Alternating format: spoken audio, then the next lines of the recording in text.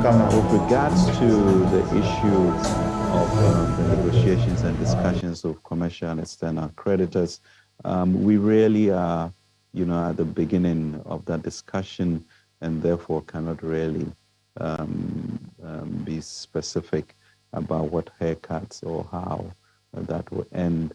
But so far, discussions have been very cordial, and we hope that with the signals given by the fund, will also have an accommodation that will suit all parties. Thank you. Governor, you wanted to address the same question? Well, yes, if to understand what the question was, the criteria for the June assessment would include the zero central bank financing of the budget, as well as an indicator, I believe, on the primary balance. So these are going to be key in making the assessments in June. And that probably would help trigger another disbursement after that assessment. But just for your information, we have had a swift advice today to receive the money, value date tomorrow, to 604 million US dollars. Thank you. I guess it answered to Maxwell's second question, which was about the second disbursement.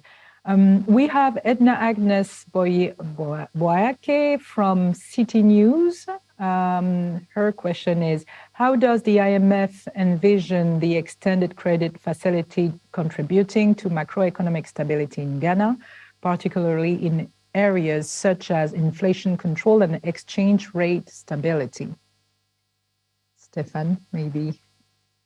Thank you for this question. It is really a broad question because it's a program that is quite comprehensive, both in terms of the content on the policy front, but also on the structural reform front.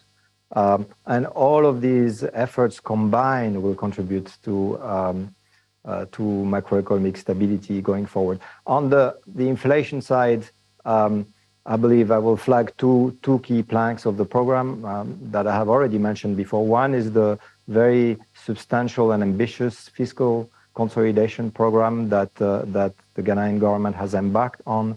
Of course, this will help reduce pressures on prices and will contribute to controlling and bringing inflation further down.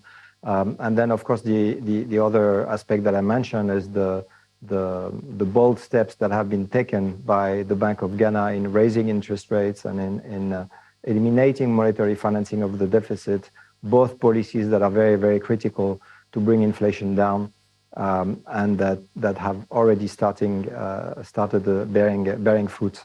On the reserve side, again, many aspects will contribute to increasing the reserves. Of course, the policies that I just talked about will help improve the external position in Ghana. It will help contribute to tame the growth of imports. It will help make the economy more competitive and bring exports higher. All of that will contribute to a more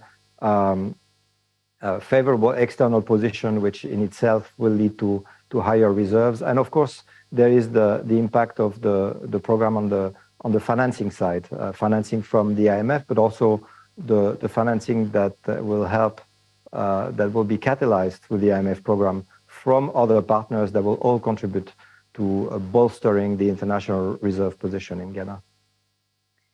Minister, would you like to address... But also the financing that will help, that will be catalyzed through the IMF program from other partners that will all contribute to bolstering the international reserve position in Ghana. Minister, would you like to address the City News question too? No, I suspect maybe Governor, inflation and exchange control would be a great place for Governor to chime in on this one. Governor, the floor is yours.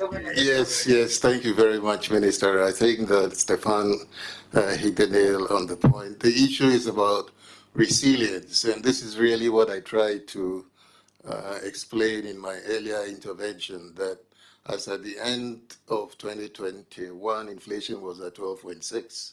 And within a year, it rose to 54.6 because we had a major challenge with access to financing, especially. And as Stefan said, a major part of this program is focused on fiscal consolidation. As you're aware, there are new revenue measures which should enhance revenue flows to the budget and therefore reduce the demand for financing. You've also had the implementation of the debt exchange program. So the foreign exchange outflows that are associated with debt service should reduce. And then the catalytic impact of the IMF flows, which would, also help attract other foreign inflows, both direct and bilateral support. And all of that should help, in a sense, not only bring inflation down, but also help with exchange rate stability. Thank you, Governor. So now we have a question from Francis Toh from Ghana News Agency. Francis, are you with us? Francis? Francis, who is in Accra. Yeah, I'd muted myself, sorry. Good afternoon. Hello, good afternoon.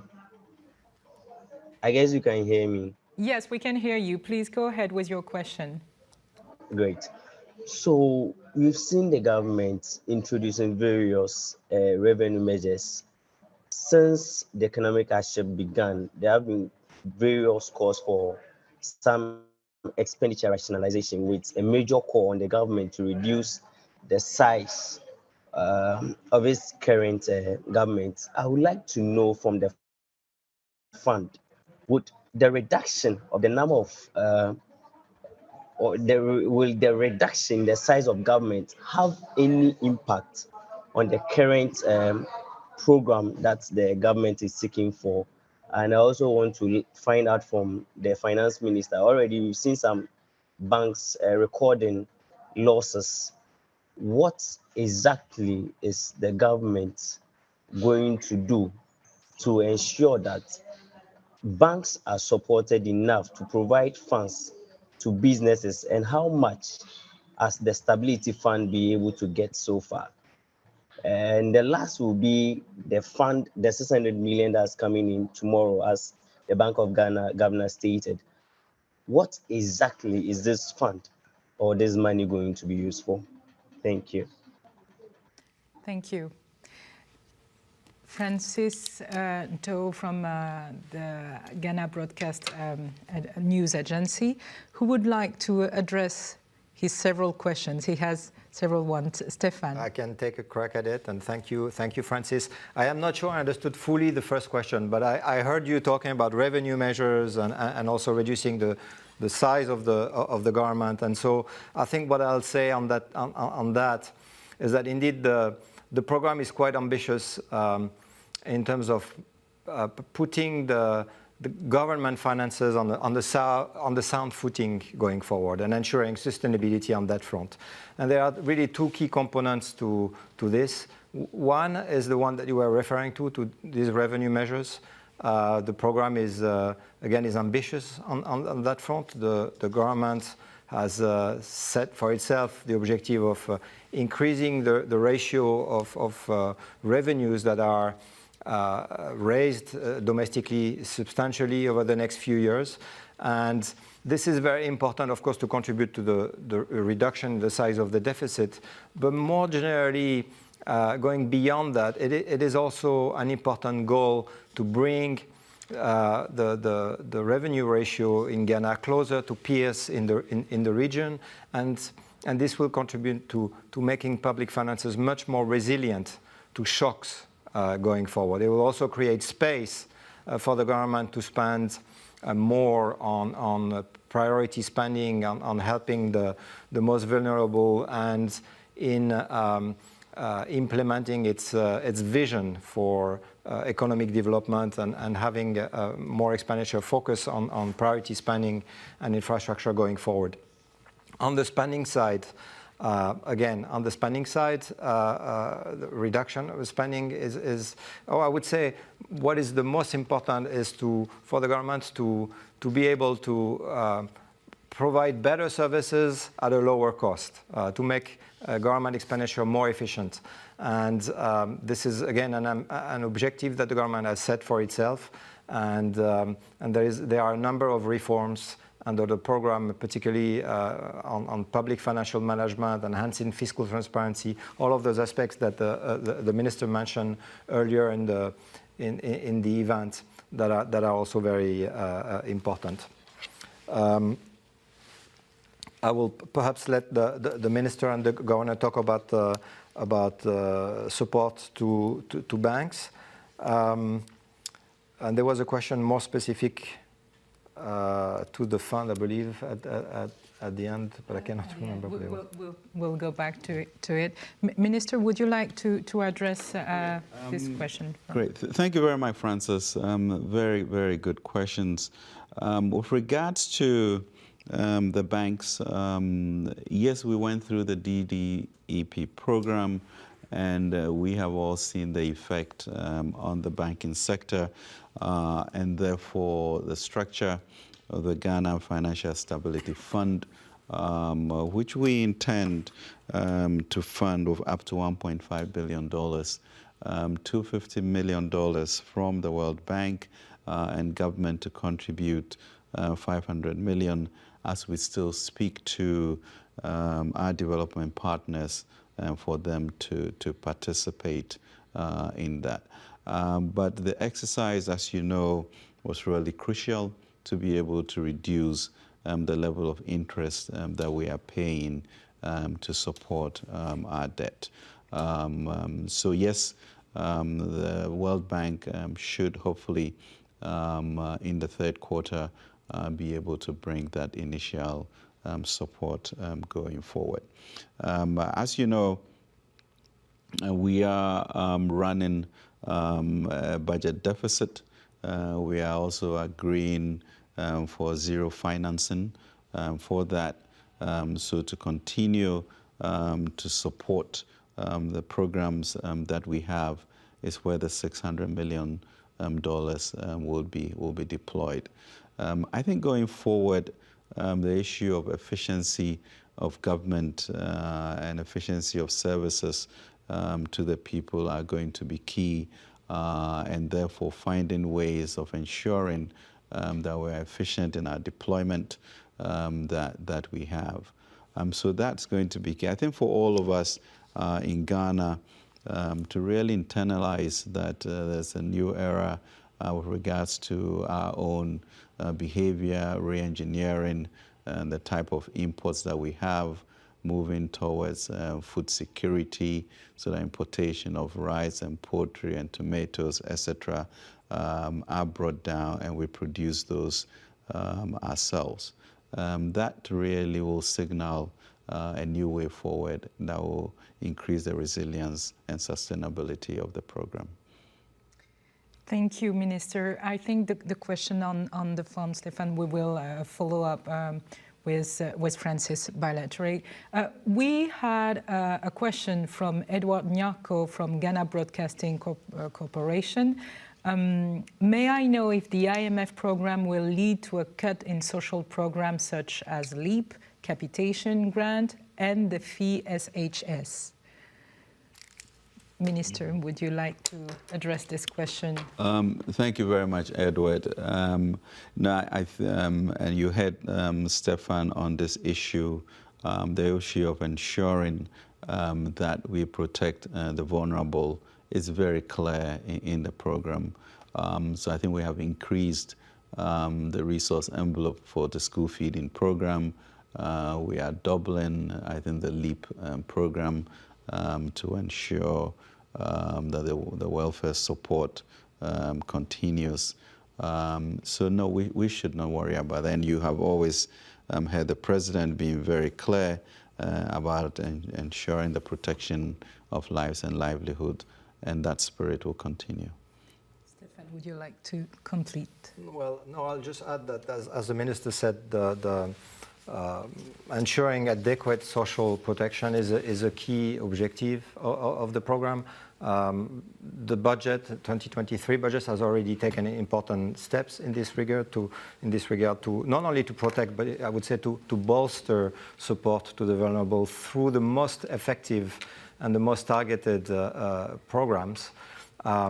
But I'd say also, and I would encourage everyone to go and look at the staff report that has been published yesterday. It includes a lot of analysis and descriptions of how the program will go about monitoring these aspects and ensuring that in the face of what could be difficult policies to implement on the fiscal consolidation front, these are implemented in a way that is the least disruptive as possible, and by not only protecting but increasing the coverage of the effective social programs. We have another question from Bloomberg News. Moses Mozart Zuazu, are you with us, Moses? I don't know if he's connected. Moses, good afternoon. Good afternoon. Thank you. Thank you for the opportunity. Yeah. My first question, the IMF has said the central bank has to do more in terms of increasing rates. We'd just like to know how would that be implemented, considering that the rates are already high? That's our first question. Our second question is, what sort of debt relief do we expect from the bilateral creditors? Is it going to be resettling of debt, debt forgiveness, principal haircut, and or interest haircut? And directly linked to that, what about the commercial creditors? What sort of debt relief are we working to get in from this group of investors? Thank you.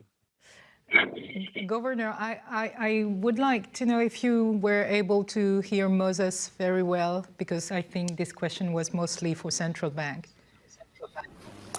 Yes, Tatiana, I heard him very well. I think he misunderstood what the IMF said. I think the IMF statement was that we have to keep a tight monetary policy stance until we are sure that inflation is firmly on a downward path. So it doesn't necessarily mean that we would have to be increasing our policy rate. But then on the issue of the impact of the debt exchange on the banks, I wanted to say a few things. First, to say that banks are very liquid. We don't see that the banks are having any difficulty with liquidity. And in any case, the Bank of Ghana stands ready to provide liquidity for any banks that may have future liquidity issues.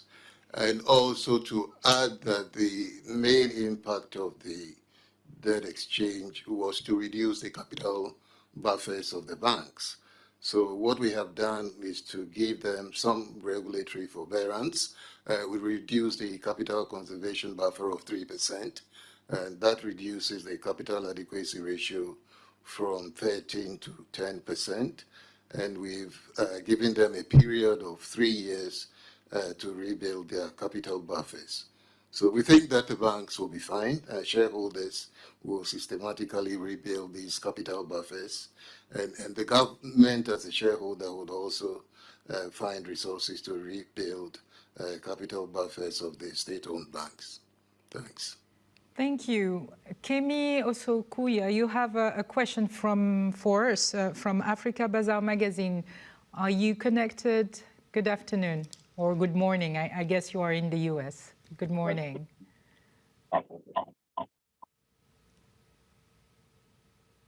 Good morning. Can you hear me? Yes, we can hear you. Yeah, thank you. Good morning, Mr. Finance Minister and Mr. Governor. Thank you for taking my question. I wanted to find out that, given what is going on, the US dollar is not known as the global currency. And I was wondering if you have any concern regarding the inflation in the US and also the Federal Reserve recent interest rate rise. right? How that will impact your new agenda to strengthen buffer and also attract foreign investment to Ghana. Kemi, I'm really sorry, we can't hear you very well. I guess we will have to take your question in a few minutes.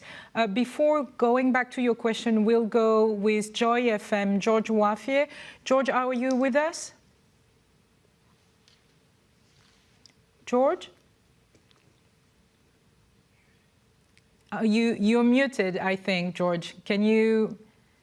Yes. Can you hear me? Thank you. Now we can hear you. Yeah. Good afternoon. Yeah, Tatiana, some quick questions here. Some people are worried about the time taken to approve Ghana's program and the fear and the concern that the process was rushed. Could it expose the program to any shocks going forward? And that's the clarity I want to get as well. And also to the mission chief, in terms of the conditionalities, if Ghana should breach meeting of any of the critical benchmarks, would that affect fresh disbursement to the country as well? In terms of even if it's one of them, would that impact on getting additional funding from the IMF? And also the final one to the minister as well. In terms of discussions, the World Bank is coming on board with some support. What about the other donor partners as well? What is their commitment to this program in terms of the financing assurance? Thank you, George. Minister or Stefan? Minister, I see that you're looking at Stefan, so...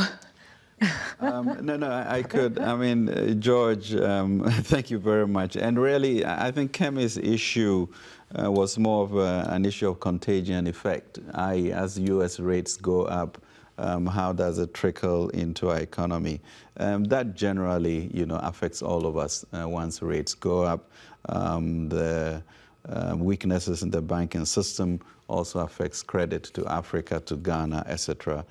So those are all things that then becomes a responsibility of Ghana or other African countries to reduce imports and become more sustainable in the way in which we stop importing some $70 billion worth of food onto the continent. If we change that equation, we'll be able to shield ourselves better.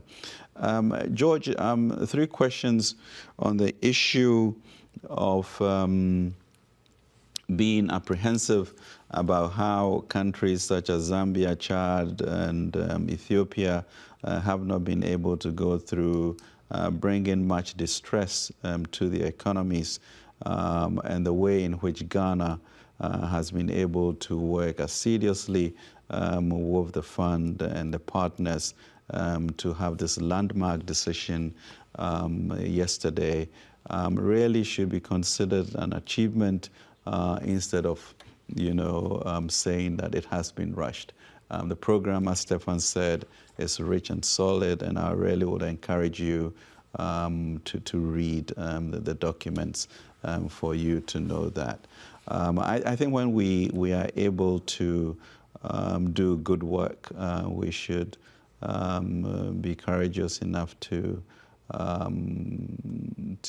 enjoy and savor the achievement and not turn it into a negative. And with regards to the benchmarks are clear. It is up to us in the same vein in which we were able to achieve the agreement yesterday and approval yesterday, and that we also work hard to make sure that the benchmarks are met as we go forward. On the issue of the Financial Stability Fund, yes, the World Bank has committed. We are still in negotiations with other development partners to see their role in that. And we are confident that the manner in which we all have managed the process so far will also make some major breakthroughs going forward. So thank you. Stefan. George, on your 3, good afternoon, first of all, but on your 3 points, I will also respond to you in a very, very positive and very optimistic manner. I think today we have a lot of reason to be happy and to celebrate with the program approval. I will just remind you that it took a few months to achieve an agreement and to reach the staff level agreement. This was already very, very good news, but I think today having the program approval in just a few months after the staff level agreement, this is also something that is extremely positive. Positive for Ghana, but I believe positive for the countries that may have to come and seek that relief under the common framework going forward. On your question about the structural benchmarks, today I am extremely positive. What I see is a very strong commitment from the authorities, and I have no reason to believe that the program will not be fully implemented going forward. And we are here and standing by the authorities to help them do so. And then finally, I believe the program approval is also an extremely good news with respect to your third question, which is about World Bank and other partners' support. I think it sends a very strong signal to the international community and other international organizations that the program is in place, that the authorities are committed, and it can only help catalyze additional financing for Ghana. We have two last questions, one from Nabil Ahmed from CGTN and another one from Benjamin Taiwa, Class 91.3 FM in Ghana. Nabil Ahmed, please, can you share your questions? Good afternoon. Hello, good afternoon. Thank you so much. So I just have two brief questions, and it has to do with the fact that Ghana managed to get financial assurances from the bilateral creditors group that's co-chaired by China and France. Now, Nabil? With external debts. Yes, can you hear me? Yes, now we can hear you.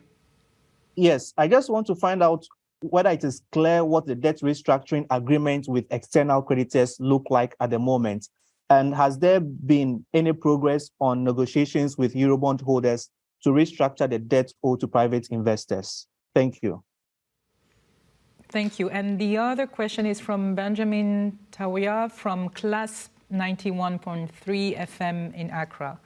Are you with us, Benjamin? I think you're muted. Class FM. Okay, we'll start with Nabil Ahmed question, gentlemen, if you want.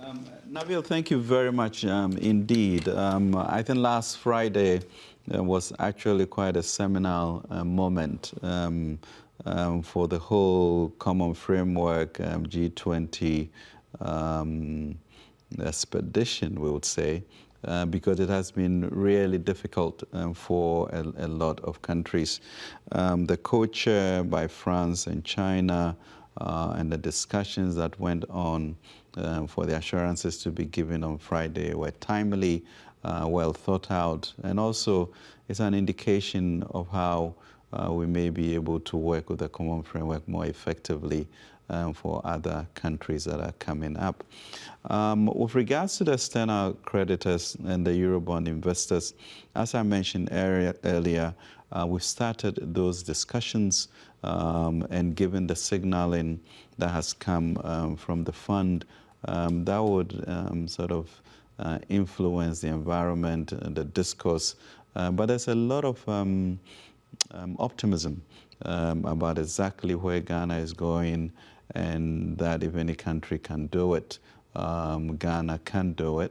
I understand that even at the board meeting yesterday, there was actually a spontaneous clapping when it was approved. So that is how strong people are feeling about our country, and that's because we have done it before. As you know, before COVID, we were at about 7% growth. Inflation was down to single digits, etc. And I think we were on a good trajectory until the incidents that have been quite cataclysmic for the whole world. So there's excitement going forward. We are confident that we will fulfill the structural targets that we have set. And we really are calling on all Ghanaians to join in this effort to make it happen. We are almost at the end of this press conference, but I would like to try to go to Accra again with Class 91.3 FM. Are you, Benjamin, are you online with us, please?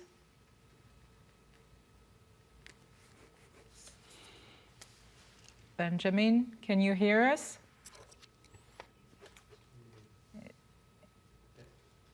Yes, they are.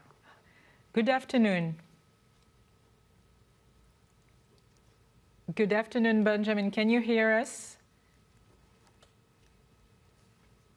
It looks like it's complicated for Class FM to connect.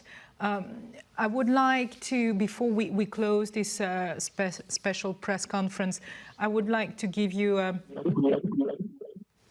Can you hear me? Benjamin, we can hear you. It's a little bit... Okay. Yes, please go ahead. Good. My question is directed to Stephanie and IMF. Can you hear me? Yes, we can hear you. Right. My question is directed to Stephanie and IMF. And the first, I want to find out, considering Ghana's history of overborrowing and government's reckless expenditure, coupled with a lot of figures that the IMF will mention, that the IMF will contradict figures, how confident is the IMF in Ghana's ability to improve the necessary reforms to address the root cause of its debt crisis and to achieve a long-term economic stability? With what specific conditions and measures has the IMF set forth as part of the bailout package, and how would that impact on Ghana's economy, particularly in terms of social welfare and government spending? That is my first question. My second question has to do with what mechanisms or safeguards are in place to prevent the reoccurrence of the unsustainable debt levels in the near future, given the volatility of global market and the potential for external shocks. What contingency plans or support will the IMF provide to Ghana to help mitigate risk and ensure the sustainability of its economic recovery efforts? Thank you very much, Benjamin. Stefan, you will address these last questions. Benjamin, thank you for your questions. I will tackle all of them at once because they are very much related in a way. I think you're asking what makes us at the IMF confident, and what makes us confident at the current juncture is the strength of the program that the government and the authorities in general have put together, and that the IMF is going to support. And the strength of the program is true on two fronts. First, on the policies that will be implemented in the program. I talked about the revenue side, the expenditure side before. These policies are very sound policies, and we have mechanisms to monitor the implementation of the program going forward, and that makes us all quite confident about how policies are going to be conducted over the next few years. But I would say also, and repeat again, that the program is very rich on the structural side. And what that means is that the government is very committed to implement reforms that will help improve policy frameworks going forward, making sure that these improvements that we are going to see and that we are seeing already today are embedded in frameworks that are lasting and that will continue to last well past the end of this program. So on both counts, very confident and optimistic. Thank you very much. It's already the end of this press conference. I know that you were a lot to be connected and to have many questions. Just a reminder that the presser will be rebroadcasted in its entirety on the imf.org, and we will alert all the media as soon as ready. I would like to thank Minister Ofori-Atta, Governor Addison, who was remotely in Accra, and you, Stefan Rude, the mission chief, for being with us. I'm pretty sure that the next mission will be a success too in June. Stefan, is that right? Yes, of course. Very optimistic. Thank you very much. Thank you, Minister. Thank you, Governor, for being with us. And thank you, all the media, for being connected today.